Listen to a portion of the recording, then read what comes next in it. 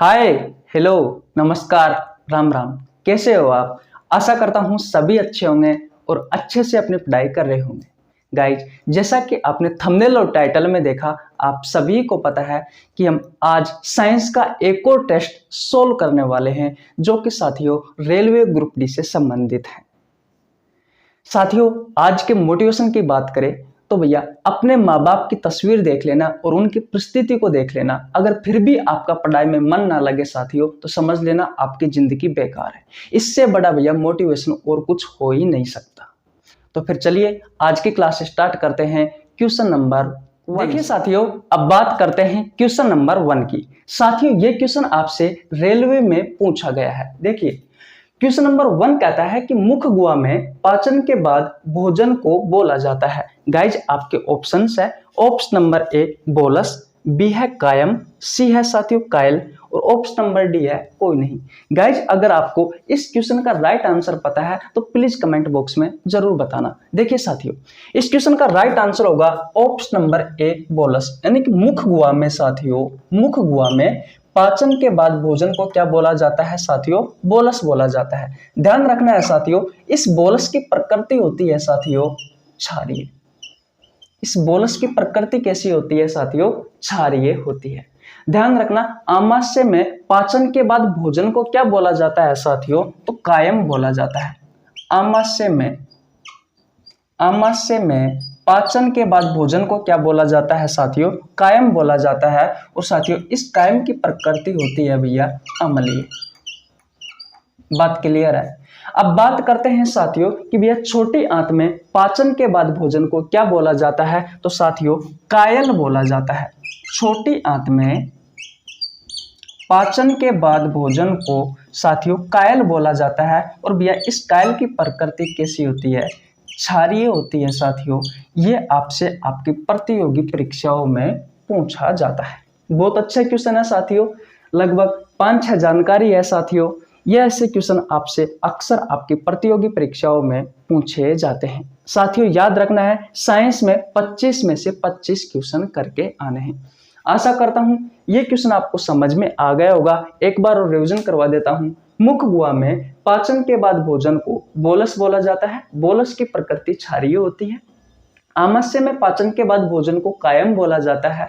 इस कायम की प्रकृति अम्लीय होती है। छोटी आंत में पाचन के बाद भोजन को कायल बोला जाता है और इस कायल की प्रकृति क्षारीय होती है।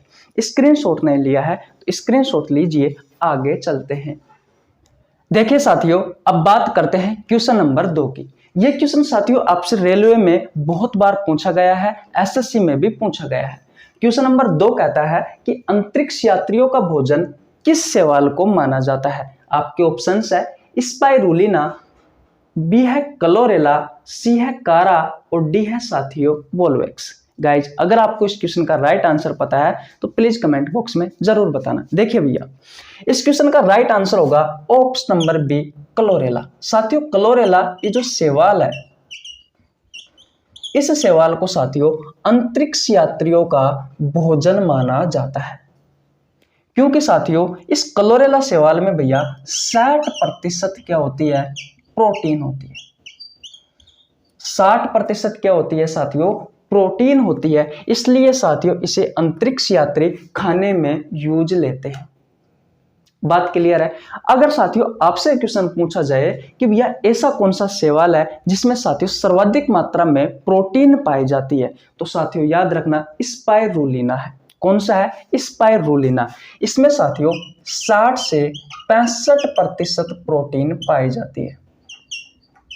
60 से 65% साथियों प्रोटीन पाई जाती है। 2 क्वेश्चन कंप्लीट हो गए।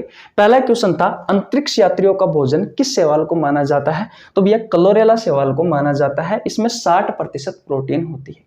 दूसरा क्वेश्चन है साथियों कि भैया ऐसा कौन सा शैवाल है जिसमें साथियों सर्वाधिक मात्रा में प्रोटीन पाई जाती है? तो भैया स्पाइरुलिना है। इसमें साथियों 60 से 65% क्या पाई जाती है साथियों? प्रोटीन पाई जाती है। ऑप्शन नंबर सी और ऑप्शन नंबर डी की बात करें साथियों, तो भैया ये जो हमारे हरे शैवाल है, इन हरे शैवालों के उदाहरण है। हरे शैवाल के उदाहरण है। आपको पता है हरा शैवाल होता है, भूरा शैवाल होता है, लाल शैवाल होता है, नील हरित शैवाल होते हैं। ये साथियों शैवाल 4 प्रकार के होते हैं, जिसमें से साथियों जो हमारे हरे शैवाल है उनका उदाहरण है कारा और वोल्वेक्स। बात क्लियर है? आशा करता हूं क्वेश्चन समझ में आ गया होगा। स्क्रीनशॉट ले लीजिए, आगे चलते हैं। देखिए साथियों, अब बात करते हैं क्वेश्चन नंबर 3 की। ये क्वेश्चन साथियों आपसे 2018 रेलवे ग्रुप डी में पूछा गया था। क्वेश्चन नंबर 3 है, द्विबीजीय पादपों में जड़ मुख्यतः पाई जाती है। सबसे पहले क्वेश्चन के बारे में समझते हैं साथियों। द्विबीजीय पादप यानी कि ऐसे पादप जिनके बीज साथियों 2 भागों में बट जाए, वो पादप साथियों द्विबीजीय पादप कहलाते हैं। आपके ऑप्शंस है मूसला जड़, रेशेदार जड़, रूपांतरित जड़ और डी कोई नहीं। बताइए भैया, द्विबीजीय पादपों में जड़ मुख्यतः कौन सी पाई जाती है इन चारों में से? मैं बताता हूं। इस क्वेश्चन का राइट आंसर होगा ऑप्शन नंबर ए, मूसला जड़। अब भैया मुझे ये बताओ कि ऐसे कौन से पादप है साथियों जिनके जो बीज है भैया वो 2 भागों में बट जाते हैं। आपसे एग्जाम में क्वेश्चन पूछे जाते हैं कि निम्न में से द्विबीजीय पादपों के उदाहरण है, तो बताइए। आपने देखा होगा साथियों आम है, आम का साथियों जो बीज होता है साथियों वो 2 भागों में बट जाता है। चना, मटर, मूंगफली, बोलो, बात क्लियर है? ये सभी साथियों ऐसे बीज होते हैं, इनके ऐसे बीज होते हैं साथियों जो 2 भागों में बट जाते हैं। और भैया इनमें कैसी जड़ पाई जाती है द्विबीजीय पादपों में? तो भैया मूसला जड़ पाई जाती है। बात क्लियर है? अगर बात करें साथियों कि एक बीजीय पादपों में कैसी जड़ पाई जाती है? एक बीजीय पादप, सबसे पहले मुझे ये बताओ कि एक बीजीय पादप कौन कौन से होते हैं, यानी कि जिनका बीज का साथियों 2 भाग नहीं हो, जिनका एक ही भाग होता है। जैसे कि गेहूं का, बाजरा, गन्ना, चावल, इनका साथियों एक ही भाग होता है। और एक बीजीय पादपों में ध्यान रखना है साथियों, रेशेदार जड़ें पाई जाती है। बात क्लियर है? बोलो साथियों, बात क्लियर है? अगर आपको हमारी वीडियो अच्छी लग रही है, समझ में आ रहा है साथियों, तो वीडियो को लाइक करो, आपके छोटे भाई के लिए प्यारा सा कमेंट करो, और जितने भी आपके साथी है साथियों जो ग्रुप डी की तैयारी कर रहे हैं उनके पास हमारी वीडियो जरूर सेंड करना, ताकि उनका भी भला हो सके। भला करने में साथियों कोई बुराई नहीं है, इस बात को याद रखना। रूपांतरित जड़ों की बात करें साथियों, तो भैया ऐसी जड़ जिन्हें हम खाने में यूज लेते हैं, जैसे कि मूली, गाजर, शकरकंद, चुकंदर, ये सब खाते तो है साथियों, प्याज वगैरह, ये सभी साथियों रूपांतरित जड़ों में आते हैं। तो जैसे कि मूली, गाजर, चुकंदर, प्याज, ये सभी साथियों रूपांतरित जड़ें होती है इनमें। आशा करता हूं ये क्वेश्चन आपको समझ में आ गया होगा।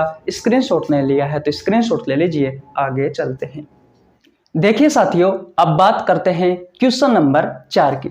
साथियों ये क्वेश्चन आपसे आरआरबी जेईई में पूछा गया था। देखिए क्वेश्चन नंबर 4 कहता है कि ऐसे पादप जो बहुत कम पानी में ग्रो कर जाते हैं, ऐसे पादपों को कहा जाता है।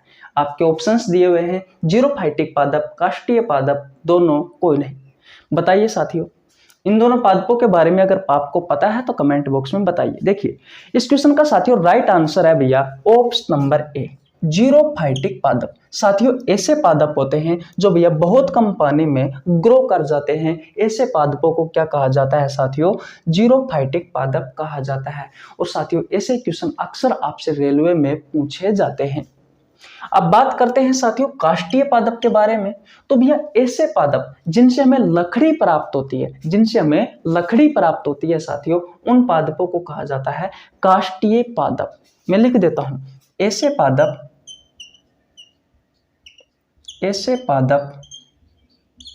जिनसे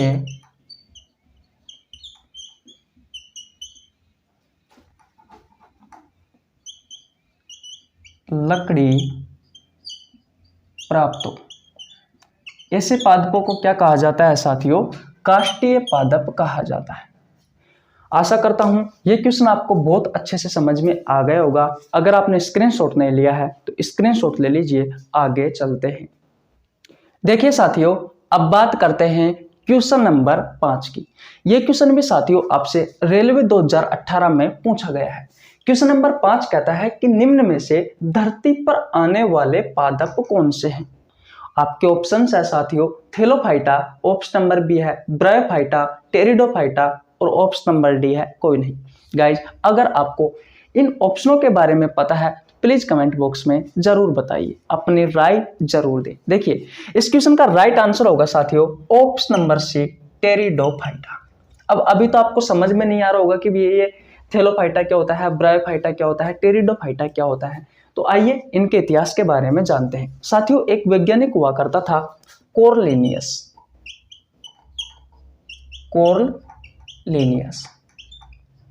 साथियों इस वैज्ञानिक ने सबसे पहले साथियों जंतु जगत का वर्गीकरण किया था।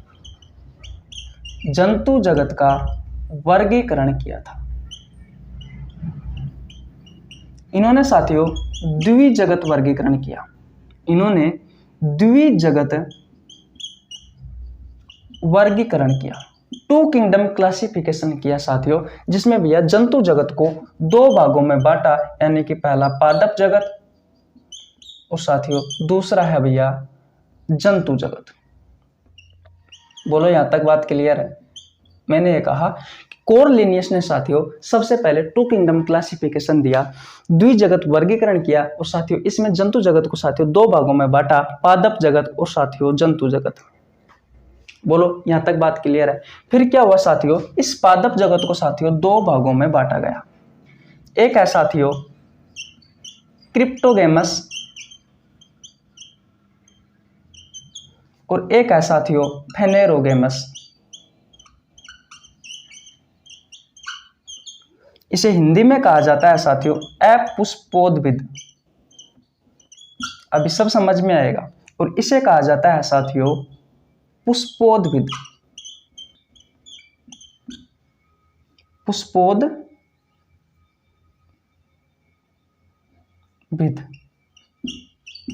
साथियों ये ऐसे पादप थे, अपुष्पोद्भिद ऐसे पादप थे साथियों जिसमें भैया पुष्प नहीं थे और भैया फल भी नहीं थे। और पुष्पोद्भिद साथियों ऐसे पादप थे जिसमें साथियों पुष्प भी थे और भैया फल भी थे। कुछ समझ में आया? देखिए दोबारा बताता हूं। कोरलिनियस ने साथियों टू किंगडम क्लासिफिकेशन दिया। इन्होंने द्विजगत वर्गीकरण दिया जिसमें साथियों जंतु जगत को दो भागों में बांटा, पादप जगत और जंतु जगत। साथियों पादप जगत आगे जाकर के दो भागों में बट गया, क्रिप्टोगेमस और भैया फेनेरोगेमस। क्रिप्टोगेमस को हिंदी में कहा जाता है अपुष्पोद्भिद और साथियों फेनेरोगेमस को कहा जाता है पुष्पोद्भिद। अपुष्पोद्भिद साथियों ऐसे पादप होते हैं जिसमें साथियों पुष्प भी नहीं पाया जाता और भैया फल भी नहीं पाए जाते। और पुष्पोद्भिद साथियों ऐसे पादप होते हैं जिनमें भैया पुष्प भी पाया जाता है और भैया फल भी पाया जाता है। बात क्लियर है? इसे साथियों आगे जाकर के तीन संघ में डिवाइड किया गया था। किनको? अपुष्पोद्भिद को। वो संघ कौन कौन से हैं? तो भैया नंबर 1 पर तो है थेलोफाइटा, नंबर 2 पर है साथियों ब्रायोफाइटा और नंबर 3 पर है साथियों टेरिडोफाइटा। अब ध्यान रखना है साथियों टेरिडोफाइटा में जो पादप आते हैं, जो पेड़ पौधे आते हैं साथियों, वो सबसे पहले धरती पर आए थे साथियों। यही क्वेश्चन मैंने आपसे पूछा है। ध्यान रखना है साथियों थेलोफाइटा थे ये भैया समुद्री पानी में रहते हैं, समुद्री पानी और भैया साधारण पानी में। बात क्लियर है? ब्रायोफाइटा की बात करें साथियों, इसमें ऐसे पादप आते हैं साथियों जो पानी में भी रहते हैं और भैया धरती में भी रहते हैं। टेरिडोफाइटा में साथियों ऐसे पादप आते हैं जो भैया ठंडे स्थानों पर या फिर नमी वाली जगह पर रहते हैं। ध्यान रखना है साथियों सबसे पहले धरती पर आने वाले पादप कौन से हैं साथियों? तो टेरिडोफाइटा में साथियों जो पादप आते हैं साथियों वो पादप है। तो आशा करता हूं ये क्वेश्चन आपको बहुत अच्छे से समझ में आ गया होगा। स्क्रीनशॉट नहीं लिया है तो स्क्रीनशॉट ले लीजिए। आगे चलते हैं। देखिए साथियों क्वेश्चन नंबर 6 की बात करते हैं भैया। क्वेश्चन नंबर 6 कहता है कि वनस्पति तेल से वनस्पति घी बनाने में उत्प्रेरक का कार्य कौन करता है? आपके ऑप्शंस है निकिल, कॉपर, दोनों या फिर हाइड्रोजन। बताइए साथियों इसका राइट आंसर क्या होगा? देखिए इस क्वेश्चन का राइट आंसर है साथियों ऑप्शन नंबर सी दोनों। अब बात करते हैं कि भैया ये उत्प्रेरक क्या होते हैं। तो साथियों ध्यान रखना किसी भी अभिक्रिया को जल्दी या फिर साथियों धीमा करवाने का कार्य कौन करता है भैया? उत्प्रेरक करते हैं। और साथियों वनस्पति तेल से वनस्पति घी बनाने में जो उत्प्रेरक का कार्य करते हैं साथियों, वो भैया निकिल और कॉपर है। बात क्लियर है? देखिए वनस्पति तेल से वनस्पति घी किस तरीके से बनता है। यह है आपका वनस्पति तेल। वनस्पति तेल को साथियों जब हाइड्रोजन के साथ हाइड्रोजन गैस प्रवाहित करवाई जाती है साथियों वनस्पति तेल में, तो देखिए निकिल में कॉपर की उपस्थिति में साथियों उत्प्रेरक की तरह कार्य करते हैं, यानी कि किसी भी क्रिया को जल्दी करवाने का कार्य करते हैं। तो भैया किसका निर्माण होता है? वनस्पति घी का निर्माण होता है, जिसे आप डालडा कहते हो। आई बात कुछ समझ में? मैंने ये कहा कि वनस्पति तेल को जब हाइड्रोजन गैस के साथ क्रिया करवाई जाती है तो भैया किसका निर्माण होता है? वनस्पति घी का निर्माण होता है। इसमें उत्प्रेरक की तरह निकिल और कॉपर साथियों कार्य करते हैं। मैं फिर बता देता हूं साथियों कि उत्प्रेरक क्या होते हैं। किसी भी अभिक्रिया को धीमा या फिर साथियों तेज करवाने का कार्य उत्प्रेरक करते हैं। बात क्लियर है? तो यहाँ पर साथियों वनस्पति तेल से हाइड्रोजन गैस के साथ में वनस्पति घी बनाने में कौन कार्य कर रहा है उत्प्रेरक का? निकिल व कॉपर कर रहा है। बात क्लियर है? तो आशा करता हूं ये समीकरण आपको बहुत अच्छे से समझ में आ गई होगी। या तो आपसे हाइड्रोजन गैस के बारे में पूछेगा या फिर साथियों उत्प्रेरक के बारे में पूछेगा। बात क्लियर है? चले भैया आगे स्क्रीनशॉट ले लो, आगे चलते हैं। देखिए साथियों ये क्वेश्चन आपसे पूछा गया था भैया CDS की एग्जाम में, क्वेश्चन नंबर 7। क्वेश्चन नंबर 7 कहता है कि पालमिटिक अम्ल है। ऑप्शन नंबर ए है साथियों सरल वसा है, संयुग्मित वसा है, व्युत्पन्न वसा है, या फिर भैया कोई नहीं। बताओ आंसर। राइट आंसर क्या होगा भैया इसका राइट आंसर होगा साथियों ऑप्शन नंबर ए सरल वसा। इस सरल वसा के साथियों दो अच्छे उदाहरण है जो अक्सर आपसे पूछ लिए जाते हैं। एक है आर्किनोइड अम्ल और दूसरा है साथियों ये भैया पालमिटिक अम्ल। थोड़े अजीब से नाम है साथियों, आपको पता है बायोलॉजी में जो टर्म है साथियों थोड़े अजीब से हैं, इसलिए आपको याद करने में परेशानी आती है। एक बार और रिवीजन करवा देता हूं। सरल वसा के उदाहरण है साथियों आर्किनोइड अम्ल और भैया पालमिटिक अम्ल। बात क्लियर है? संयुग्मित वसा की बात करें साथियों तो भैया फास्फोलिपिड है, ये इसका अच्छा उदाहरण है फास्फोलिपिड। देखिए आपकी जो कोशिका होती है साथियों, जैसे कि मैं पादप कोशिका बनाता हूं, कुछ इस तरीके से पादप कोशिका आकार होता है। और साथियों ये केंद्रक है मान लीजिए, है कि नहीं है? कोशिका झिल्ली के साथियों बाहर की तरफ कोशिका भित्ति होती है, यानी कि सबसे बाहरी जो परत होती है साथियों वो होती है भैया कोशिका भित्ति, और अंदर की होती है साथियों कोशिका झिल्ली। यानी कि कोशिका की जो दूसरी परत होती है साथियों उसे कोशिका झिल्ली कहा जाता है, और सबसे बाहरी जो परत होती है साथियों पादप कोशिका की वो होती है कोशिका भित्ति। बात क्लियर है? कोशिका भित्ति की बात करें साथियों तो कोशिका भित्ति बनी होती है सेल्यूलोज की। किसकी बनी होती है साथियों? सेल्यूलोज की बनी होती है। बात क्लियर है? कोशिका झिल्ली की बात करें भैया तो कोशिका झिल्ली बनी होती है इस फास्फोलिपिड की। किसकी बनी होती है साथियों? इस फास्फोलिपिड की बनी होती है। और ये फास्फोलिपिड साथियों किसका उदाहरण है? संयुग्मित वसा का उदाहरण है। आशा करता हूं ये बात आपको समझ में आ गई होगी। व्युत्पन्न वसा की बात करें साथियों तो ये व्युत्पन्न वसा का अच्छा उदाहरण है स्टेरॉइड और साथियों कोलेस्ट्रॉल। स्टेरॉइड साथियों और भैया कोलेस्ट्रॉल, ये भैया व्युत्पन्न वसा के उदाहरण है।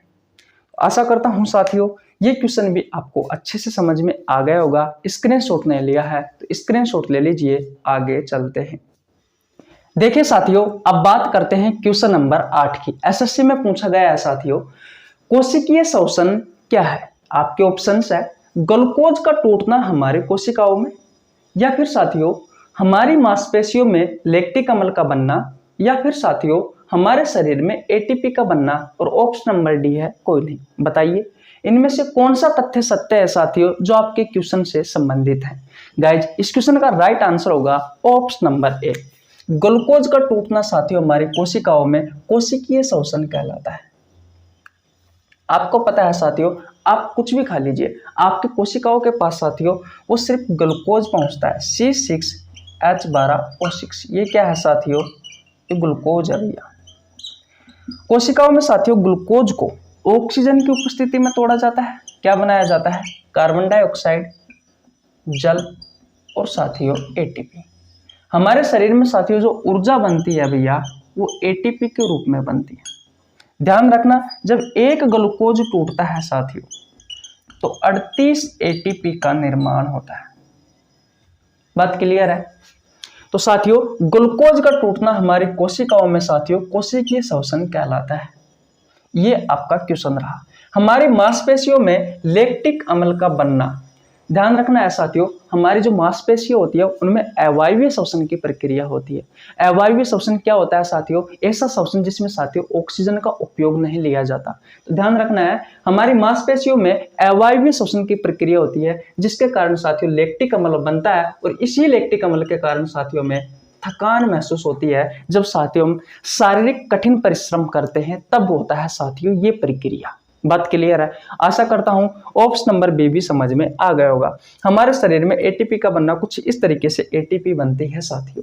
तो भैया आशा करता हूं ये क्वेश्चन आपको बहुत अच्छे से समझ में आ गया होगा। स्क्रीनशॉट नहीं लिया है तो स्क्रीनशॉट ले लीजिए, आगे चलते हैं। चले भैया, ओके। देखिए साथियों अब बात करते हैं क्वेश्चन नंबर 9 की। बहुत अच्छा क्वेश्चन है साथियों, रेलवे में पूछा गया है। क्वेश्चन नंबर 9 कहता है कि मोलस्का व आर्थ्रोपोडा संघ के प्राणियों का श्वसनीय वर्णक होता है। साथियों सबसे पहले हम समझते हैं कि भैया श्वसनीय वर्णक क्या होता है। तो साथियों वह वर्णक जो साथियों रेस्पिरेशन के थ्रू आई हुई हवा को हमारी बॉडी में घुमाता है साथियों, वो कहलाता है भैया श्वसनीय वर्णक। तो बताइए कौन सा है इनमें से श्वसनीय वर्णक जो साथियों मोलस्का व आर्थ्रोपोडा संघ के प्राणियों का श्वसनीय वर्णक होता है। आपके ऑप्शंस दिए हुए हैं, हीमोग्लोबिन, बी है हीमोसाइनिन, सी है साथियों दोनों, डी है कोई नहीं। बताइए साथियों अगर आपको इस क्वेश्चन का राइट आंसर पता है तो प्लीज कमेंट बॉक्स में बताइए। देखिए इस क्वेश्चन का राइट आंसर है साथियों option number B haemocyanin. Haemocyanin वह वर्णक है साथियों जो भैया रेस्पिरेशन के थ्रू आई हुई हवा को साथियों बॉडी में घुमाता है। आर्थ्रोपोडा और मोलस्का संघ के प्राणियों का श्वसनीय वर्णक कौन सा है साथियों? हीमोसाइनिन है। और अगर साथियों आपसे स्तनधारियों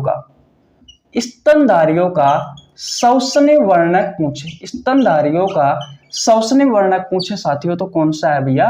हीमोग्लोबिन है। ध्यान रखना साथियों जो आर्थ्रोपोडा है साथियों ये भैया जंतु जगत का सबसे बड़ा संघ है। ये क्वेश्चन साथियों आपसे एएलपी टेक्नीशियन वाली एग्जाम थी साथियों उसमें पूछा गया था। और साथियों जो मोलस्का है भैया ये जंतु जगत का दूसरा सबसे बड़ा संघ है। तो आशा करता हूं साथियों ये क्वेश्चन आपको बहुत अच्छे से समझ में आ गया होगा। स्क्रीनशॉट नहीं लिया है तो स्क्रीनशॉट ले लीजिए, आगे चलते हैं।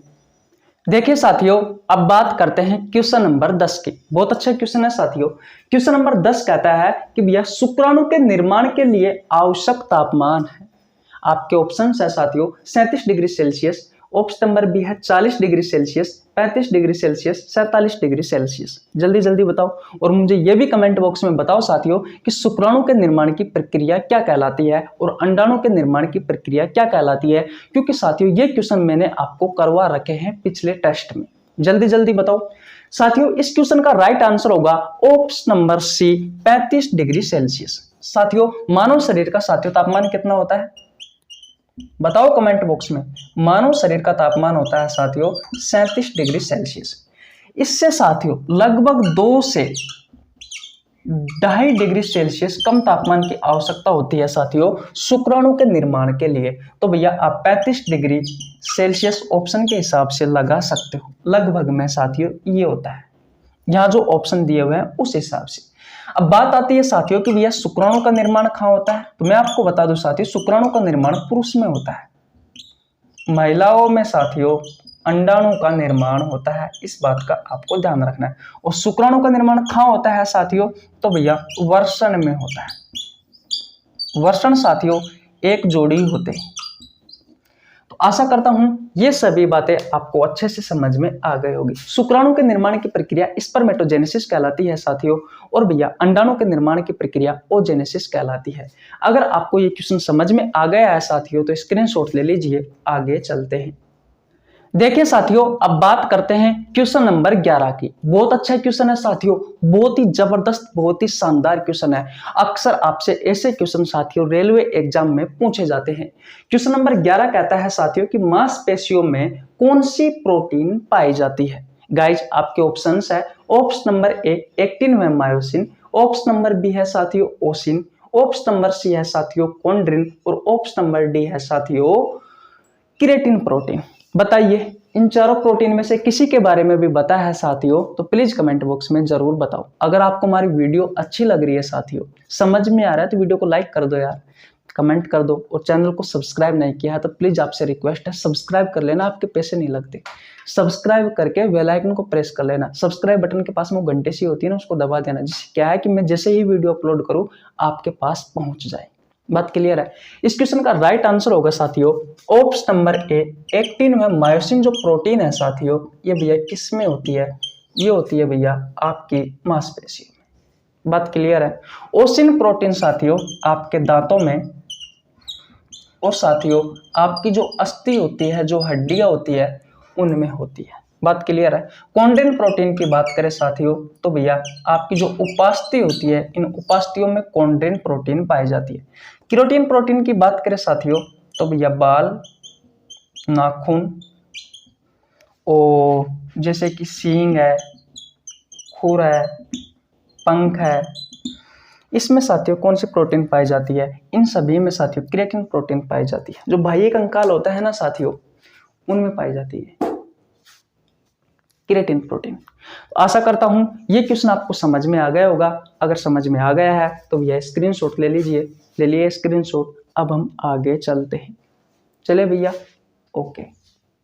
देखिए साथियों अब बात करते हैं क्वेश्चन नंबर 12 की। बहुत अच्छा क्वेश्चन है साथियों, रेलवे में पूछा गया है। क्वेश्चन नंबर 12 कहता है कि हमारी बॉडी का थर्मामीटर यानी कि तापमापी कौन है। आपके ऑप्शंस है thalamus, hypothalamus, option number C है सेरेब्रम और ऑप्शन नंबर डी है साथियों कोई नहीं। ऑप्शन नंबर डी कौन है साथियों, कोई नहीं। बताइए इस क्वेश्चन का राइट आंसर क्या होगा। इस क्वेश्चन का राइट आंसर होगा साथियों ऑप्शन नंबर बी हाइपोथैलेमस। होता क्या है साथियों, जो हाइपोथैलेमस होता है ये भैया हमारे शरीर का जो आंतरिक ताप होता है साथियों उसको नियंत्रण करता है। और किस किस को नियंत्रण करता है हाइपोथैलेमस, आपको पता होगा साथियों भूख, प्यास, प्यार, क्रोध, नफरत, इन सभी को भैया हाइपोथैलेमस नियंत्रण करता है। इस बात का आपको ध्यान रखना है। अक्सर साथियों आपसे एग्जाम में क्वेश्चन पूछे जाते हैं भैया वो भूख और प्यास से पूछे जाते हैं कि भूख और प्यास को अपने मस्तिष्क का कौन सा भाग नियंत्रित करता है, तो भैया हाइपोथैलेमस करता है। बात क्लियर है। तो मैं लिख देता हूं हाइपोथैलेमस क्या करता है साथियों, शरीर के आंतरिक ताप को नियंत्रित करता है। इसके अलावा भूख, प्यास, प्यार, क्रोध, नफरत, इन सभी को नियंत्रण करता है भैया आपका हाइपोथैलेमस। और थैलेमस क्या करता है साथियों, शरीर के बाहरी ताप और साथियों बाहरी दर्द को, भारी ताप और साथियों बाहरी दर्द को। इसके अलावा साथियों आपकी जो स्मेल है वो अच्छी है या फिर बुरी है इसको भी नियंत्रित करता है साथियों थैलेमस। इसके अलावा साथियों स्वाद, मीठा है, कड़वा है, इसको नियंत्रण कौन करता है साथियों, आपका थैलेमस वाला भाग कंट्रोल करता है। तो आशा करता हूं साथियों ये सभी क्वेश्चन आपको बहुत अच्छे से समझ में आ गए होंगे। स्क्रीनशॉट नहीं लिया है तो स्क्रीनशॉट ले लीजिए, आगे चलते हैं। चले भैया आगे, ओके जी ओके। देखिए साथियों अब बात करते हैं क्वेश्चन नंबर 13 की। साथियों ये क्वेश्चन आपसे राजस्थान एलडीसी में पूछा गया है। क्वेश्चन नंबर 13 कहता है कि अम्ल राज्य में हाइड्रोक्लोरिक अम्ल व नाइट्रिक अम्ल का अनुपात होता है। बताइए ये आपके ऑप्शंस है 3:1, 1:3, 4:1, 1:4। गाइज इस क्वेश्चन का राइट आंसर होगा ऑप्शन नंबर ए यानी कि 3:1 भैया जी। कितना, 3:1। देखिए हाइड्रोक्लोरिक अम्ल यानी कि HCl और साथियों नाइट्रिक अम्ल यानी कि HNO3, इसका अनुपात कितना होता है, 3:1 होता है। यानी कि अगर साथियों 3 हाइड्रोक्लोरिक अम्ल है तो भैया उसके साथ में 1 नाइट्रिक अम्ल होगा। बात क्लियर है साथियों। ये अम्ल राज इतना प्रबल होता है कि भैया सोना, चांदी, प्लेटिनम जैसी धातुओं को साथियों ये पिघला देता है।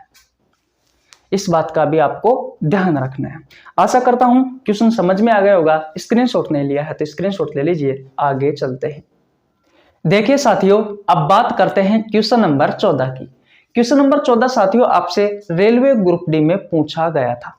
देखिए भैया, क्वेश्चन नंबर 14 कहता है कि यदि किसी लवण का पीएच मान 7 है तो बताइए यह किस किस से बना है। गाइज आपके ऑप्शंस ये है कि भैया परबल अम्ल और परबल क्षार से बना है, परबल अम्ल और दुर्बल क्षार से बना है, दुर्बल अम्ल और परबल क्षार से बना है, दुर्बल अम्ल और भैया दुर्बल क्षार से बना है।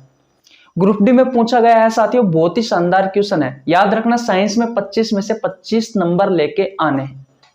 बताओ इस क्वेश्चन का राइट आंसर क्या होगा। इस क्वेश्चन का राइट आंसर होगा साथियों ऑप्शन नंबर ए। देखिए होता क्या है, जब भैया परबल अम्ल और भैया परबल क्षार आपस में मिलते हैं साथियों तो भैया उदासीन लवण बनता है, उदासीन लवण बनता है और इसका पीएच मान होता है साथियों 7। और यही आपसे क्वेश्चन पूछा है कि यदि किसी लवण का पीएच मान 7 है तो बताइए यह किस किस से बना होता है। तो भैया परबल अम्ल और परबल क्षार से बना होता है। बात क्लियर है। लेकिन साथियों परबल अम्ल और भैया दुर्बल क्षार जब आपस में मिल जाए साथियों तो किसका निर्माण होगा। तो भैया अम्लीय लवण का निर्माण होगा। किसका होगा भैया, अम्लीय लवण का। एक बार और सुनिए, जब परबल अम्ल और भैया दुर्बल क्षार आपस में मिल जाए साथियों तो किसका निर्माण होगा, अम्लीय लवण का निर्माण होगा। इसका पीएच मान है साथियों वो भैया 7 से कम होगा। बात क्लियर है। देखिए जब दुर्बल अम्ल और भैया परबल क्षार मिल जाए साथियों तो भैया क्षारीय लवण का निर्माण होगा, क्षारीय लवण का निर्माण होगा। और साथियों इसका जो पीएच मान है वो भैया 7 से अधिक होगा। और जब साथियों दुर्बल अम्ल और दुर्बल क्षार आपस में मिल जाए साथियों तो भैया रिएक्शन है वो भैया होगी ही नहीं, रिएक्शन नहीं होगी। तो आशा करता हूं साथियों रेलवे में ये पूछा गया क्वेश्चन आपको बहुत अच्छे से समझ में आ गया होगा। अगर आपने स्क्रीनशॉट नहीं लिया है तो स्क्रीनशॉट ले लीजिए, आगे चलते हैं। देखिए भैया अब बात करते हैं क्वेश्चन नंबर 15 की। बहुत अच्छा क्वेश्चन है साथियों, अक्सर रेलवे में पूछे जाते हैं ऐसे क्वेश्चन और साथियों राजस्थान पुलिस में एसएससी वगैरह में भी पूछे जाते हैं। क्वेश्चन नंबर 15 कहता है कि निम्न में से एल्केन का सामान्य सूत्र है। एल्केन का सामान्य सूत्र आपसे पूछा है। आपके ऑप्शंस है CnH2n+2, CnH2n, CnH2n-2 और भैया कोई नहीं। बताओ। देखिए मैं बताता हूं इस क्वेश्चन का साथियों जो राइट आंसर होगा भैया वो होगा ऑप्शन नंबर ए CnH2n+2। ये भैया एल्केन का सूत्र है। अगर साथियों आपसे एल्कीन का सामान्य सूत्र पूछे तो भैया CnH2n है। और भैया अगर आपसे एल्काइन का सामान्य सूत्र पूछे साथियों तो भैया CnH2n-2 है। बोलो याद हुआ या नहीं हुआ। ऐसे क्वेश्चन साथियों आपसे एग्जाम में पूछे जाते हैं, याद कर लेना एल्केन का, एल्कीन का और एल्काइन का ये सूत्र। बात क्लियर है। स्क्रीनशॉट नहीं लिया है तो स्क्रीनशॉट ले लीजिए, आगे चलते हैं। चले भैया ओके। देखिए साथियों अब बात करते हैं क्वेश्चन नंबर 16 की। साथियों ये क्वेश्चन आपसे 2018 में रेलवे ग्रुप डी में पूछा गया था। क्वेश्चन नंबर 16 कहता है साथियों कि प्रथम विश्व युद्ध की गैस है। आपके ऑप्शंस है साथियों मस्टर्ड गैस, लेबिसाइड, दोनों और भैया कोई नहीं। बताओ प्रथम विश्व युद्ध की गैस कौन सी है और द्वितीय विश्व युद्ध की गैस किसे कहा जाता है। तो ध्यान रखना है साथियों आपके जो राइट आंसर है वो है ऑप्शन नंबर ए मस्टर्ड गैस। साथियों ये सरसों के तेल में, सरसों के तेल से भी निकलती है, सरसों के तेल से। कौन सी, ये मस्टर्ड गैस। इसे ही साथियों प्रथम विश्व युद्ध की गैस कहा जाता है। बात क्लियर है। और साथियों द्वितीय विश्व युद्ध की गैस किसे कहा जाता है, द्वितीय विश्व युद्ध की गैस तो साथियों लेबिसाइड को कहा जाता है। किसे कहा जाता है, लेबिसाइड को कहा जाता है। बोलो बात क्लियर है या नहीं है। आशा करता हूं समझ में आ गया होगा। स्क्रीनशॉट नहीं लिया है तो स्क्रीनशॉट ले लीजिए, आगे चलते हैं। चले भैया ओके।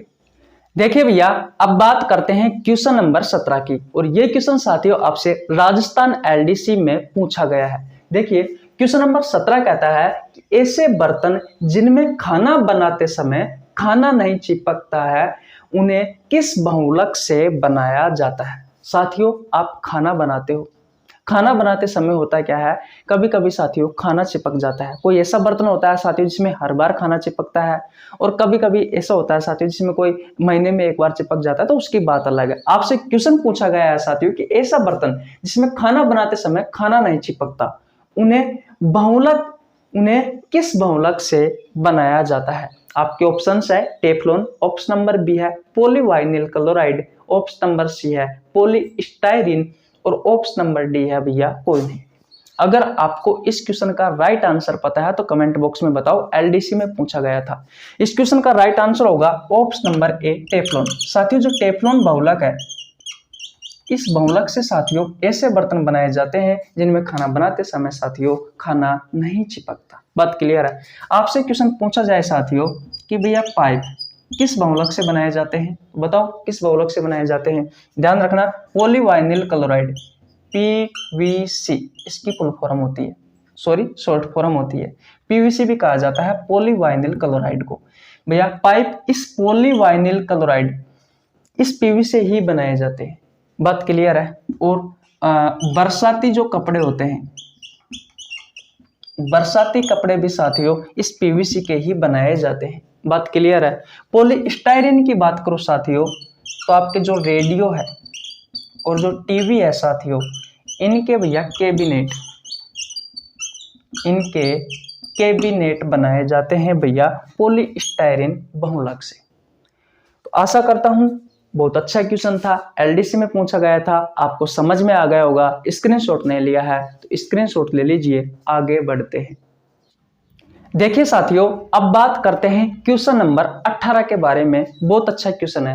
क्वेश्चन नंबर 18 कहता है कि डेंगू होने पर किस रक्त कणिका की संख्या कम हो जाती है। गाइज आपके ऑप्शंस है option number A RBC, option number B है डब्ल्यूबीसी, ऑप्शन नंबर सी है प्लेटलेट्स, और ऑप्शन नंबर डी है भैया कोई नहीं। बताओ इसका राइट आंसर क्या होगा। इसका राइट आंसर होगा साथियों ऑप्शन नंबर सी प्लेटलेट्स। जब भी साथियों आपको डेंगू होता है तो भैया होता क्या है, जो प्लेटलेट्स है साथियों इसकी संख्या कम हो जाती है। इसकी जो संख्या है साथियों वो भैया कम हो जाती है। दूसरा क्वेश्चन देखिए, डेंगू साथियों किस प्रकार की बीमारी है, यानी कि जीवाणु से होने वाली बीमारी है, या फिर साथियों विषाणु से होने वाली बीमारी है, या फिर साथियों प्रोटोजोआ से होने वाली बीमारी है, या फिर साथियों कवक से होने वाली बीमारी है।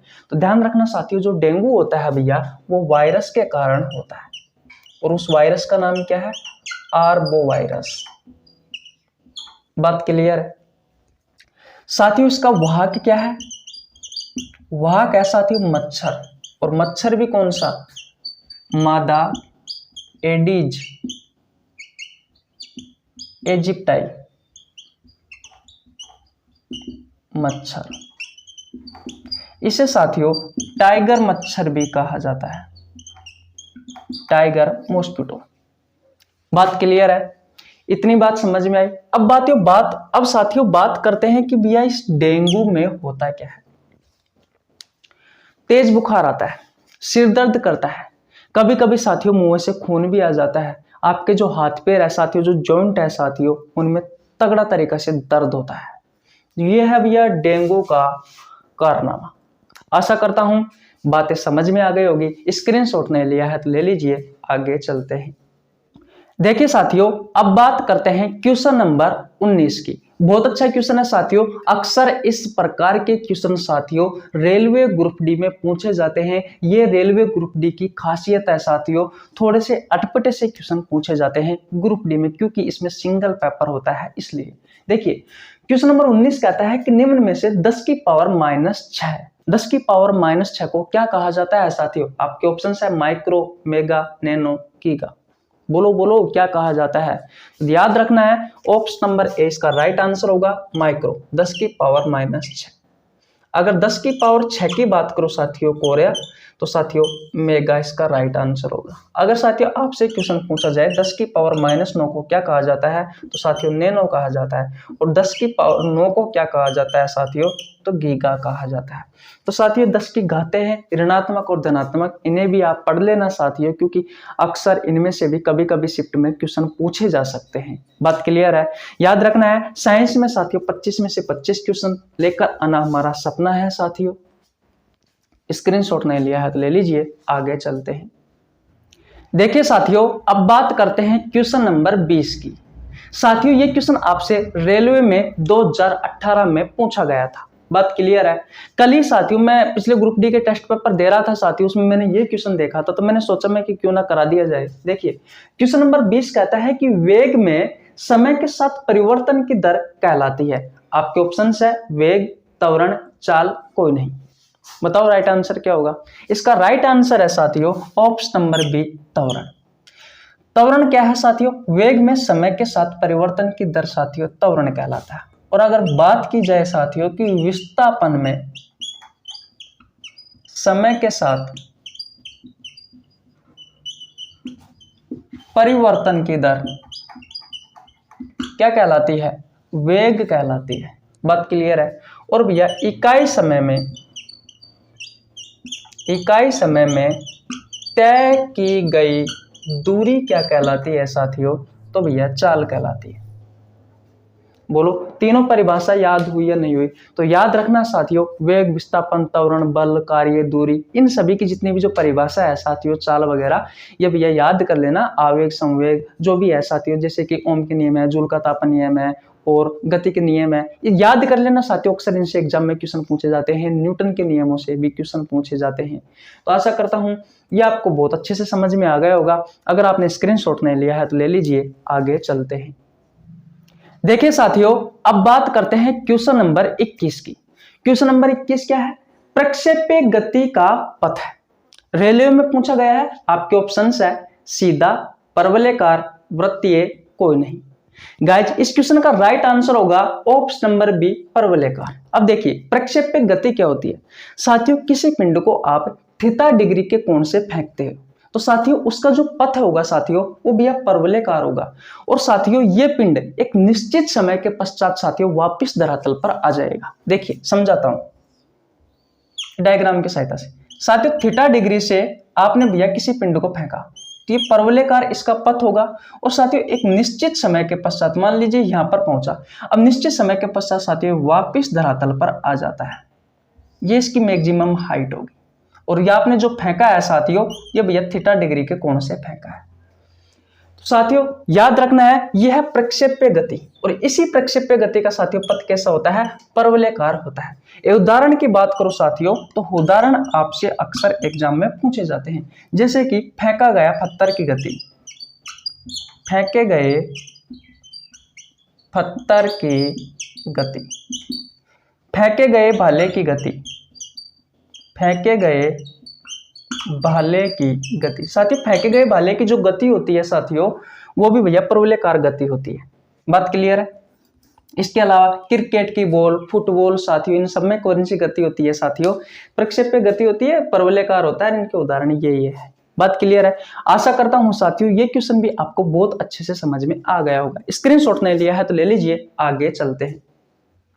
देखिए साथियों अब बात करते हैं क्वेश्चन नंबर 22 की। बहुत अच्छा क्वेश्चन है साथियों। निम्न में से पूर्ण आंतरिक परिवर्तन के उदाहरण हैं। गाइज आपसे पूर्ण आंतरिक परिवर्तन के उदाहरण पूछे गए हैं। ऑप्शंस ये है साथियों, हीरे का चमकदार दिखाई देना, सड़क पर पानी का भ्रम होना, रेगिस्तान में मर्ग मरीचिका दिखाई देना, और ऑप्शन नंबर डी है उपरोक्त छवि। अक्सर साथियों इनमें से कोई एक एग्जाम्पल दे देगा और पूछेगा भैया ये किसका उदाहरण है। इस प्रकार के क्वेश्चन साथियों आपसे रेलवे में पूछे जाते हैं भैया, याद रखना। बताओ इसका राइट आंसर क्या होगा। इसका राइट आंसर होगा साथियों ऑप्शन नंबर डी, उपरोक्त छवि। भैया ये तीनों ही उदाहरण पूर्ण आंतरिक परिवर्तन के हैं। हीरे का चमकदार दिखाई देना, सड़क पर पानी का भ्रम होना, रेगिस्तान में साथियों मर्ग मरीचिका दिखाई देना, ये किसके उदाहरण है साथियों, पूर्ण आंतरिक परिवर्तन के उदाहरण है। आशा करता हूं साथियों ये क्वेश्चन आपको समझ में आ गया होगा। स्क्रीनशॉट नहीं लिया है तो स्क्रीनशॉट ले लीजिए, आगे चलते हैं। चले भैया ओके। देखिए साथियों अब बात करते हैं क्वेश्चन नंबर 23 की। बहुत अच्छा क्वेश्चन है साथियों, स्टार लगा लेना भैया। क्वेश्चन नंबर 23 कहता है कि निम्न में से प्राथमिक सेल नहीं है। गाइज आपके ऑप्शंस है option number A Leclanche cell, option number B है Daniell cell, option number C है शुष्क सेल, और ऑप्शन नंबर डी है भैया सीसा संचयक सेल। बताओ भैया राइट आंसर क्या होगा? इस क्वेश्चन का राइट आंसर है साथियों ऑप्शन नंबर डी, सीसा संचयक सेल। साथियों सीसा संचयक जो सेल है साथियों, ये भैया वाहनों में उपयोग लिया जाता है, पहली बात तो ये है। दूसरी बात, ये भैया द्वितीयक सेल है, ये द्वितीयक सेल है। साथियों द्वितीयक सेल वह सेल होते हैं साथियों जिनका उपयोग हम बार बार करते हैं, बार बार उपयोग करते हैं। एक बार किया, बैटरी खत्म हो गई, दोबारा चार्ज किया, फिर यूज में लेते हैं, फिर साथियों बैटरी खत्म हो गई, दोबारा चार्ज करते हैं और बाद में उसका उपयोग लेते हैं। तो कहने का मतलब द्वितीयक सेल वह सेल होते हैं साथियों जिनका उपयोग बार बार किया जाता है। बात क्लियर है? ये साथियों विद्युत ऊर्जा को रासायनिक ऊर्जा में और साथियों रासायनिक ऊर्जा को साथियों विद्युत ऊर्जा में बदलते हैं। बात क्लियर है? ये तीनों सेल साथियों प्राथमिक सेल है भैया। कैसे हैं? प्राथमिक सेल है। इनका उपयोग साथियों सिर्फ एक बार किया जाता है, एक बार किया जाता है, इस बात का आपको ध्यान रखना है। ये साथियों रासायनिक ऊर्जा को किस में बदलते हैं भैया? विद्युत ऊर्जा में बदलते हैं। आशा करता हूं साथियों ये क्वेश्चन आपको बहुत अच्छे से समझ में आ गया होगा कि कौन सा तो प्राथमिक सेल होता है, कौन सा द्वितीयक सेल होता है। सेलों का नाम याद रख लेना, अक्सर आपसे एग्जाम में पूछ लिए जाते हैं। चले भी आगे। ओके जी ओके। देखिए साथियों अब बात करते हैं क्वेश्चन नंबर 24 की। क्वेश्चन नंबर 24 कहता है कि भारत में 220 वोल्ट की एसी धारा बहती है। बिल्कुल साथियों बिल्कुल सही बात है, बहती है भैया। आपसे क्वेश्चन पूछा है कि जिसकी आवर्ती का मान क्या है, इसकी आवर्ती का मान पूछा। आपके ऑप्शन है 100 हर्ट्ज, 50 हर्ट्ज, 150 हर्ट्ज और 200 हर्ट्ज। तो ध्यान रखना साथियों इस क्वेश्चन का राइट आंसर होगा option number B 50 hertz. Rajasthan LDC में पूछा गया था भैया, इंपॉर्टेंट है, रेलवे में भी पूछा जा सकता है। स्क्रीनशॉट नहीं लिया है तो स्क्रीनशॉट ले लीजिए साथियों। आगे चलते हैं। देखिए साथियों आज का हमारा अंतिम क्वेश्चन है क्वेश्चन नंबर 25।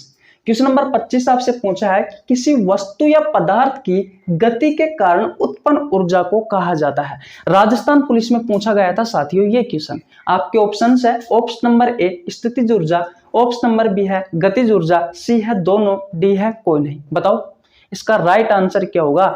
इसका राइट आंसर होगा साथियों ऑप्शन नंबर बी गतिज ऊर्जा। किसी वस्तु या पदार्थ की गति के कारण साथियों जो ऊर्जा उत्पन्न होती है वो होती है गतिज ऊर्जा। और ध्यान रखना किसी वस्तु या पदार्थ की स्थिति के कारण जो ऊर्जा उत्पन्न होती है साथियों उसे कहा जाता है स्थितिज ऊर्जा। बात क्लियर है? इनके एग्जाम्पल साथियों मैंने कल के टेस्ट में करवाए थे। अब बताने लगूं साथियों तो लगभग 2-4 मिनट और खर्च हो जाएगी, बहुत ज्यादा टाइम हो चुका है। तो कैसी लगी आपको वीडियो? अगर वीडियो अच्छी लगी हो तो वीडियो को लाइक कर देना, चैनल पर नया है तो चैनल को सब्सक्राइब कर लेना, बेल आइकन को प्रेस कर लेना जिससे आपके पास हमारी वीडियो का नोटिफिकेशन टाइम टू टाइम पहुंच सके। बताओ साथियों इन 25 क्वेश्चन में से आपका स्कोर कितना रहा? कमेंट बॉक्स खुला पड़ा हुआ है। मिलते हैं नेक्स्ट टेस्ट में, तब तक के लिए जय हिंद जय भारत।